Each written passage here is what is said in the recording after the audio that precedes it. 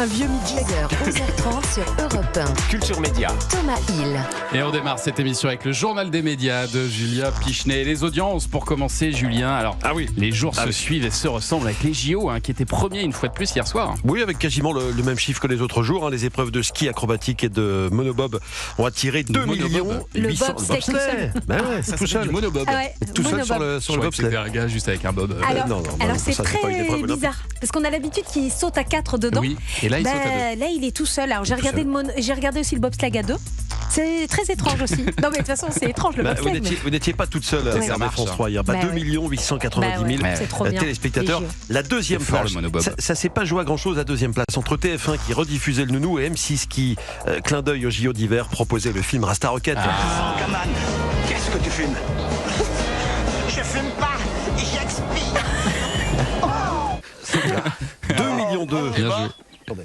Ouais, man. J'avais oublié le ouais, man. 2 millions d'euros pour M6 pour le film Rasta Rocket, 2 180 000 pour TF1. C'est vrai que les films cartonnent en ce moment, Thomas. Il faudra peut-être qu'on en parle un jour sérieusement, mais les films en tout cas font des bons scores. Et du côté des jeux de 18h, Slam présenté, les jeux cartonnent aussi. Slam présenté par Théo Curin sur France 3 était premier, signe son record de saison avec 1 480 000 téléspectateurs, un petit peu moins de 14% du public. Europe 1.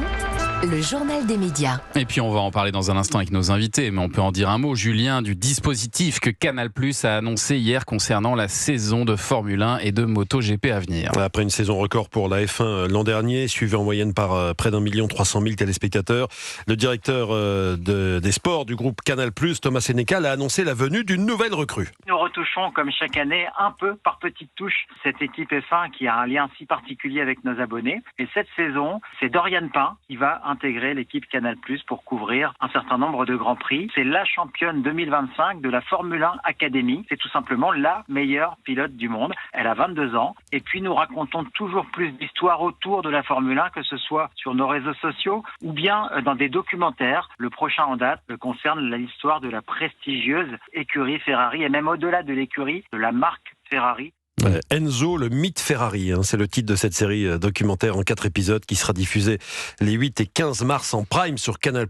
En fin d'année, la chaîne proposera un autre documentaire consacré au pilote automobile français Jean Alesi. Cette fois, du côté de la MotoGP, ce dimanche à 21h, le magazine Intérieur Sport diffusera un numéro inédit intitulé Obsession qui suit le quotidien de la star de la MotoGP, Fabio Quartararo, devenu en 2021 le premier champion du monde français dans la discipline. Mais alors j'ai vu que Quartararo, il s'est blessé à un doigt. Blessé au petit doigt. Oh là là, et la moto sans les doigts, c'est quand même vachement plus compliqué. C'est plus compliqué, mais ce sont des gladiateurs. Il va revenir très vite. Il va revenir. Il sera là dès cette semaine pour les tests. Bon, ça va, tout va bien. Ils sont pas fait comme nous. Ils reviennent, c'est insensé. C'est fou. Il tombe le matin, il part, il boite, il est purement sur sa moto. Ils sont trop forts, On va continuer de parler de sport mécanique sur Canal+ avec vous dans un instant. Et alors également à la une de ce journal des médias, Julien, le drame que traverse actuellement l'une des vedettes de la télévision américaine. Elle s'appelle Savannah Guthrie, elle présente la matinale de NBC News. Depuis 2 semaines, elle vit un véritable cauchemar.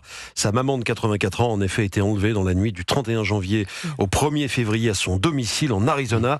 Savannah Guthrie a laissé un message aux ravisseurs sur ses réseaux sociaux. Whoever has her or knows where she is, that it's never too late. Qui que vous soyez, si vous la détenez ou si vous savez où elle se trouve, il n'est jamais trop tard. Vous n'êtes pas perdu ni seul. Il n'est jamais trop tard pour faire ce qui est juste, a-t-elle dit. L'affaire a fait réagir jusqu'au président américain Donald Trump, qui a déclaré qu'il suivait les derniers développements de l'affaire. Il a dit espérer bien sûr une issue positive. Et puis on revient en France avec le chanteur Sam Sauvage qui réagit à la vague d'insultes dont il est l'objet depuis son sacre aux Victoires de la musique. C'était vendredi soir sur France 2. Ouais, vendredi soir, 24 heures après être venu nous rendre visite ici sur Europe 1, Sam Sauvage a remporté le prix de la révélation masculine. Depuis, il est la cible de plusieurs critiques, voire d'insultes. Attendez, il y a vraiment des fans de Sam Sauvage. Sam Sauvage qui gagne pour moi, c'est du racisme, peut-on lire sur X. J'ai laissé de côté les commentaires les plus virulents. Il a gagné, précisons, face à 2 rappeurs, Casablanca et L2B. Inutile de citer les commentaires qui s'attaquent à son physique ou à son style artistique. Les insultes et parfois même les menaces sont très virulentes, a reconnu Sam Sauvage lui-même sur ses réseaux sociaux hier. Le chanteur a fait part d'une mésaventure qui lui est arrivée dans le métro. Un garçon l'a insulté et a craché à terre devant lui.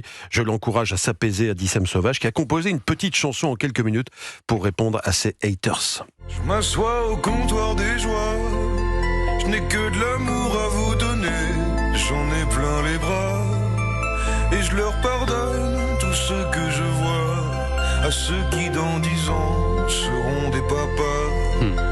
Je leur pardonne, la meilleure réponse. Sam Sauvage, effectivement, qui appelle à l'apaisement. C'est pas évident, la vie sur les réseaux sociaux, quand on devient célèbre. Il est formidable, Sam Sauvage. Je vous donnais le nom de Sting tout à l'heure. Vous savez comment il s'appelle, Sam Sauvage, en vrai? Il s'appelle Hugo Brebion. C'est pas vrai. Et Sam, en fait, c'est parce que quand il était jeune, c'était lui qui ramenait toujours ses copains et qui buvait pas le soir. Et on l'appelait Sam. On l'appelait Sam, et Sauvage, c'est pour sa coiffure, évidemment, bien sûr. Et alors, les écoutes des chansons de Charles Aznavour, elles sont en forte hausse depuis quelques jours sur les sites de streaming. Et surtout un titre, le titre Hier encore, qui date pourtant de 1964. Alors pourquoi ? Bien parce que Bad Bunny a chanté son titre Monaco, titre de 2023, dans lequel il sample le chef-d'œuvre d'Aznavour. C'était lors de la mi-temps du Super Bowl. On a passé l'été avec ce morceau de Bad Bunny. Ah oui, qui était déjà très connu, mais forcément 130 millions de téléspectateurs. Ça a relancé peut-être aussi des téléspectateurs qui ont découvert ce morceau. En tout cas, dans les 2 jours qui ont suivi le Super Bowl et le show de Bad Bunny, eh bien, les écoutes d'Hier encore ont été boostées de 37% dans le monde sur Spotify, de 84% rien qu'aux États-Unis. C'est même tout le catalogue Aznavour qui en a profité, avec une augmentation des écoutes de plus de 10% dans le monde. Et un tiers de ces nouveaux auditeurs sont jeunes, ils ont entre 25 et 34 ans. C'est génial. Ça, comme la musique, ça peut faire des ponts comme ça entre Bad Bunny et Charles Aznavour, qui ont quand même pas grand-chose à voir au départ. C'est magnifique. Un autre pont d'ailleurs, c'est Hélène Rollès. Hélène Rollès qui a chanté sur la première chaîne chinoise. On en parlait la semaine dernière, l'héroïne d'Hélène et les garçons, des mystères de l'amour, qui est très appréciée en Asie, a interprété The Beauty and the Beast aux côtés du célèbre chanteur américain John Legend à l'occasion du Nouvel An chinois. On vous a pris un petit extrait. On a sélectionné un petit extrait. C'est fou.